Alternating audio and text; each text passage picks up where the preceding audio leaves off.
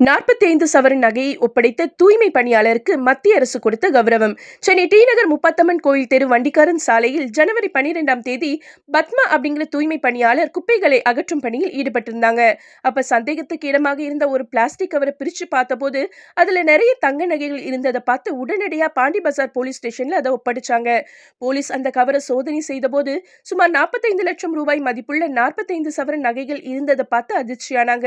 இதுக்கிடையில நங்கநல்லூர் பகுதியை சேர்ந்த ரமேஷ் அப்படிங்கிறவர் 45 சவரன் நகைகளை தொலைச்சிட்டதா அதே ஸ்டேஷன்ல கம்ப்ளைண்ட் பண்ணியிருந்தது தெரிஞ்சதும் அவரை அழைச்சு போலீஸ் விசாரணை நடத்தினதுல அவர் தவறவிட்ட நகைகளை தான் பத்மா ஸ்டேஷன்ல ஒப்படைச்ச நகைகள்னு தெரிய வந்துச்சு.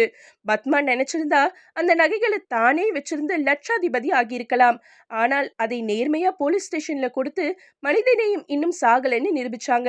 தூய்மை பணியாளர் பத்மாவின் நேர்மையை பாராட்டுற வகையில முதலமைச்சர் மு.க. ஸ்டாலின் அவங்களை நேர்ல அழைச்சு பாராட்டி 1 லட்சம் ரூபாய் வழங்கி கௌரவிச்சாரு.